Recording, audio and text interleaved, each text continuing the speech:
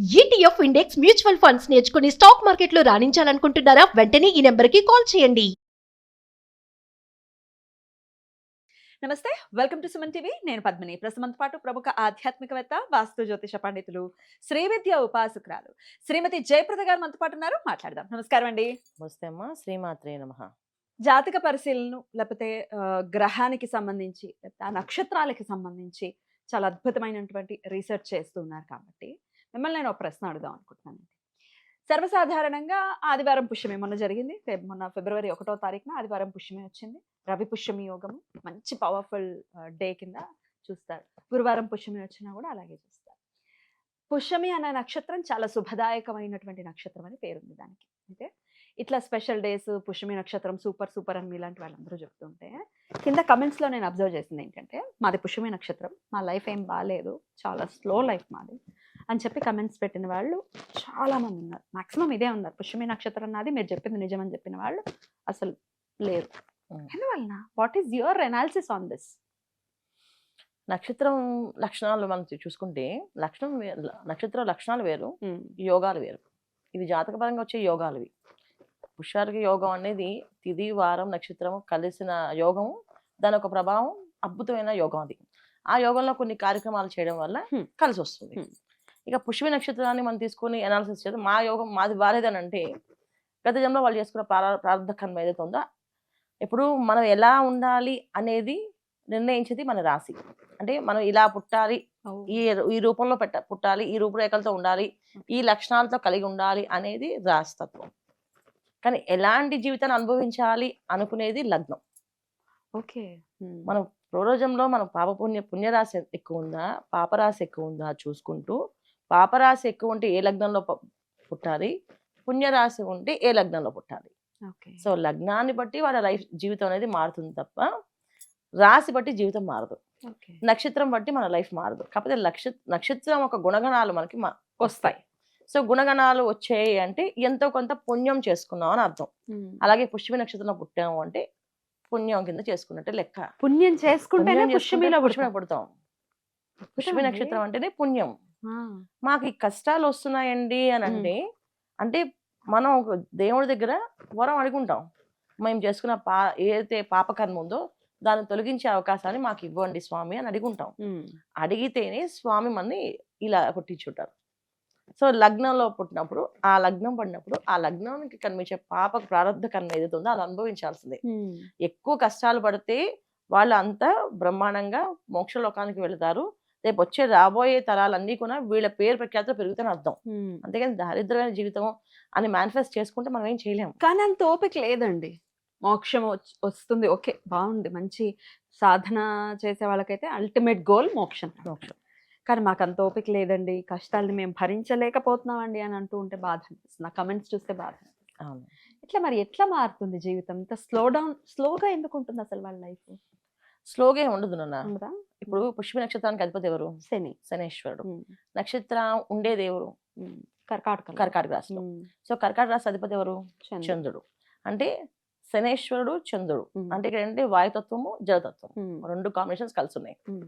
So మనం నీళ్లు తాగేటప్పుడు స్మరణ చేసేటప్పుడు కూడా నేను బ్రహ్మాండమైన జీవితాన్ని గడపగలను, నా జీవితం అదృష్టంగా మారుతుంది, నేను ఏదైనా సాధించగలను, నా వల్ల ఏ పనైనా చేయగలను, నేను చేయగలని 100% చేయగలుగుతాను అని వీళ్ళు అనుకోగలిగితే ఆ నీరు ప్రవాహం బాడీలోకి వెళ్ళినప్పుడు ఔషధంగా మారి ఐడియా పనిచేస్తుంది.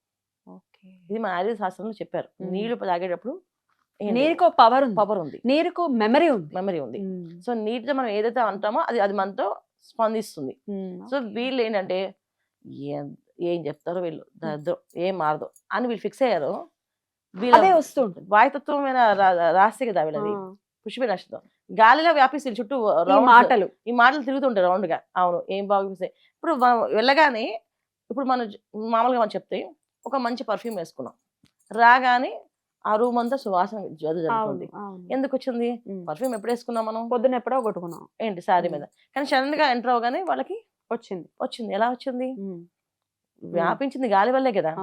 సో ఈ నక్షత్రానికి వీళ్ళు మాట్లాడే మాటలు వీళ్ళు వెళ్తూ ఈ ఇంటర్వ్యూ అయినా పాస్ అవుతాను లేదో చూద్దాం, ఆడేం అడుగుతారో క్వశ్చన్స్ నేనేం చెప్తాను ఆన్సర్, అవుతుందో అవుదో ఏంది నా కర్మ తగ్గట్టే జరుగుతుంది, నా కర్మ తగ్గట్టు నడుస్తుంటే గాలి అదే సౌండింగ్ సిస్టమ్ లో నడుస్తుంది వెళ్తుంది. ఒక వీళ్ళు అలాగే loop లో ఉన్నట్టు వాళ్ళు పాపం. అంతే. అరే రే. అలా వెళ్తారు, ఖచ్చితంగా వాళ్ళు తోసేస్తారు అవతలకి.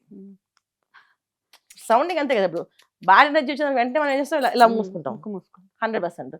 సో వీళ్ళు నెగిటివ్ ఎనర్జీ నెగిటివ్ సోర్స్ తో మాట్లాడుకుంటూ వెళ్తే ఖచ్చితంగా అది జరుగుతుంది.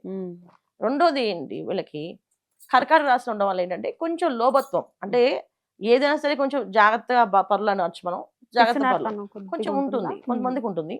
కొంతమంది ఏంటంటే సెన్సిటివ్ గా ఆలోచించుకుంటారు, అంటే ఉన్నది ఖర్చు పెట్టేసుకుంటే రేపు నా భవిష్యత్తు ఏంటి, జాగ్రత్తగా వాడుకోవాలి కదా. మంచి క్వాలిటీ. మంచి క్వాలిటీ. సో మంచి క్వాలిటీయే కానీ బయటికి కొంచెం ఇన్ఫీరియారిటీ కూడా ఎక్కువ వీళ్ళకి. ఓకే. సో నలుగురిలో నవ్వారు అనుకో, ఒక వీళ్ళు చెప్పింది అంత నచ్చలేదు మాకు అన్నారు అనుకో, వీళ్ళు వెంటనే ఫీల్ అయిపోతారు, ఓకే. కొంచెం లోపలికి వెళ్ళిపోతారు, ఆలోచన విధానం మళ్ళీ మారిపోతుంది. వీళ్ళు మంచిగా ఆలోచించి మాట్లాడదాం అనుకున్నా అవదు. వీళ్ళని ఇంట్లో వాళ్ళు చాలా అబ్జర్వేషన్ ఏంటంటే, నువ్వు సూపర్ రా, నువ్వు బ్రహ్మాండంగా చేయగలుగుతావు, అరే నీకు రాకపోతే ఎవరికి వస్తుంది రా, నువ్వు బ్రహ్మాండమైన యోగం రా, నీకు వస్తుంది అని చెప్పాలి. అప్పుడు వాళ్ళు కొంచెం ఆ ఎనర్జీని ఆనందంగా వాళ్ళు తీసుకొని నిజంగా నాకు బ్రహ్మాండంగా వస్తుందేమో చెప్పారు కదా అని ఏదైతే వీళ్ళు సౌండ్ ఇస్తుందో అక్కడ పనిచేస్తుంది. చాలా మందికి మేనిఫెస్ట్ పనిచేయదు, కొంతమంది పనిచేస్తుంది. ఎందుకు పనిచేస్తుంది అంటే రీజన్స్ ఆఫ్ వాళ్ళ జాతక నక్షత్రాలు బట్టి వీళ్ళకి మేనిఫెస్ట్ పనిచేస్తుంది 100%. నేను బ్రహ్మాండం, నేను పాజిటివ్, నేను చక్కగా చేయగలను, నా వల్ల అవుతుంది అని వీళ్ళు ప్రతిసారి అనుకున్నారో 100% అయిపోతుంది. కానీ మనసులో డౌట్ ఉండకూడదు వీళ్ళకి అన్నప్పుడు కూడా. ఓకే. అయితే పుష్యమి నక్షత్రం చంద్రుడికి సంబంధించి, అంటే అక్కడ ఉంటాడు కాబట్టి చంద్రుడు పుష్యమి నక్షత్రంలో కర్కాటక రాశి. వీళ్ళకి అంటే పుష్యమి నక్షత్రానికి ఏ గ్రహం మంచి చేస్తుంది అని అనుకోవచ్చు, ఏ లగ్నం వీళ్ళకి బాగా పనిచేస్తుంది. ఇప్పుడు పుష్యమి కర్కాటక రాశి ఏ లగ్నంలో వీళ్ళు పుడితే కొంచెం బెటర్ వీళ్ళు అనేది ఏమైనా అనాలిసిస్ ఉందండి మీ దగ్గర? అంటే లగ్నం ఏ లగ్నం కాదు, లగ్నానికి యోగ కారకులైన గ్రహాలు అనుకూలంగా ఉండాలి. మరి అప్పుడు అందుకనే అడిగాను, ఏ గ్రహం వీళ్ళకి యోగిచ్చే పరిస్థితి ఉంటుంది పుష్యమి నక్షత్రానికి? అది లగ్నం బట్టి వస్తుంది అన్న. మళ్ళీ లగ్నం ఇంటర్లింక్ ఇంటర్లింకే. ఇప్పుడు మనం కర్కాటక రాశి కర్కాటక లగ్నం తీసుకోవాలి. సో కర్కాటక లగ్నానికి యోగ కారకుడు ఎవరు, మనకి గురువు అని చెప్పారు. గురువు. సో గురువు ఎక్కడున్నాడు చూసుకోవాలి. గురువు నీచస్థితి ఉన్నాడా, వీళ్ళ పరిస్థితి కాస్త నీచస్థితిలోకి వెళ్తుంది. ఎడ్యుకేషన్ దెబ్బతింటుంది, ఎడ్యుకేషన్ రాదు ఉంటుంది. సో కర్కాటక లగ్నానికి బుధుడు తృతీయ వ్యయాధిపతి. సో ఈయన ఎక్కడున్నాడు, తృతీయ వ్యయాధిపతి తృతీయ స్థానంలో ఉంటే కాస్తంత మాటతనం ఇస్తాడు, మాటకారితనం ఇస్తాడు. అది మంచిదనమో చెడుదనమో కొంచెం మాట్లాడితే మాటలతో గెలిచేస్తారు వీళ్ళు, అది అదృష్టం ఉన్నాలే. కానీ బుధుడు తృతీయ స్థానంలో అంటే ఉచ్చస్థితి అంటే మన కన్యా రాశిలో ఉన్నాడు అనుకోండి, వాళ్ళకి అదృష్టం కలిసి వస్తుంది. లేదు బుధుడు అక్కడ లేడు, వీళ్ళు ఆయన ఇంకా డిఫరెంట్ ప్లేస్లో ఉన్నాడు, ఖచ్చితంగా వాళ్ళకి అక్కడ బుధుడు ఒక ఎనర్జీస్ పనిచేయవు. సరే మాటలు రావు, సైలెంట్ అయిపోతారు, ఏదైనా చెప్పాల్సిన విషయం చెప్పరు, కోపంగా గట్టిగా మాట్లాడేస్తారు, దాంతో మొత్తం పోతుంది అక్కడ. పౌరుషం వచ్చి బట్టి మాట్లాడేస్తారు. కొంతమంది గోడల్ని తలుపులు కొడుతుంటారు కోపానికి, టప్ప టప్ప టప్పని కొడుతుంటారు, అంత కోపం ఉంటుంది వాళ్ళకి. కొంతమంది తలని కొడుకుంటారు పుష్ప నక్షత్రం వాళ్ళకి. సో దీనికి కూడా ఏంటి, దాని డిఫరెంట్ కుజుడు ఎక్కడున్నారు వాళ్ళకి. కర్కాటక లగ్నానికి కుజుడు నీచ స్థితి. ఒక్కొక్కసారి కర్కాటక లగ్నంలో కుజుడు ఉంటే ఇంకా అది ఇంకా దారుణంగా ఉంటుంది. పుష్ప నక్షత్రం కర్కాటక లగ్నం కుజుడు అక్కడ ఉండాలి. సో మనం అందుకని ఈ లగ్నాలు బాగుంటాయని చెప్పడానికి లేదు ఇక్కడ. జాతకం చూసి ఒకవేళ మా లైఫ్ స్టైల్ మాకు ప్రాబ్లమ్స్ ఉన్నాయి, ఫైనాన్షియల్ గా ప్రాబ్లమ్స్ ఉన్నాయండి. సో ఫైనాన్షియల్ గా ఉండే ప్రాబ్లం ధనస్థానం ఎలా ఉంది, యోగ స్థానాలు ఎలా ఉన్నాయి చూసుకుంటే ఏ యోగం వీళ్ళకి వస్తుందో చెప్పచ్చు. పుష్ప నక్షత్రానికి గురువు యోగ కారకుడే, తర్వాత శనేశ్వరి యోగ కారకుడే. సో వీళ్ళిద్దరిని కూడా చూసుకోవచ్చు మనం. సో రెండు బలాల్లో ఎలా ఉన్నాయన్నది వాళ్ళ జాతకాన్ని మనం పరిశీలన చేయాలి తప్ప మనం ఇలా అనాలిసిస్ చేసి చెప్పలేము. Okay, got it. అయితే ఏ దేవతారాధన జీవిత పర్యంతం వీళ్ళు చేసుకోవాలండి? 100% వీళ్ళు ఆంజనేయ స్వామి. ఎందుకంటే వీళ్ళు ధైర్యం కావాలి. ఎప్పుడు కూడా ఇన్ఫీరియారిటీతో వీళ్ళు బాధపడుతుంటారు. ఆ ఇన్ఫీరియారిటీ నుంచి బయటపడాలి వీళ్ళు. ఆ ఇన్ఫీరియారిటీ కొంతమందికి మాటల్లో ఉంటుంది, కొంతమందికి చేతల్లో ఉంటుంది. వాళ్ళు బాగా చేస్తే ఎవరన్నా చూస్తే వాళ్ళు చేయడం ఆపేస్తారు, ఆ చేయడం రాదు వాళ్ళకి. అందువల్ల ఆంజనేయ స్వామి చేయడం వల్ల వీళ్ళకి ధైర్యం వస్తుంది, ధైర్య సాహసాలు ఏర్పడతాయి. రెండోది ఏంటంటే వీళ్ళతో ఉండే ఇంట్లో వాళ్ళు ఎప్పుడు కూడా వీళ్ళు ఎప్పుడు ది బెస్ట్ అని అంటూ ఉండాలి. వీళ్ళు బద్దగించకుండా ఏ పనైనా చేయాలి, అది వీళ్ళకి అదృష్టం కలిసి వస్తుంది. చాలా చక్కగా తెలియజేశారు, ఇది హెల్ప్ అవుతుంది. ఎంతసేపు ఇంతే ఇంతే ఇంతే అని నెగటివ్గా ఆలోచించకుండానే ఆవిడ కూడా చెప్తున్నారు వీడియోలో, మొత్తం అదే ఉంది. కాబట్టి బీ పాజిటివ్, మీ లైఫ్లో మారాలి, హ్యాపీగా ఉండాలి మీరు అని మనస్ఫూర్తిగా కోరుకుంటున్నాను. Thank you so very much అండి. నమస్తే. నమస్తే అమ్మా, శ్రీమాత్రే నమః.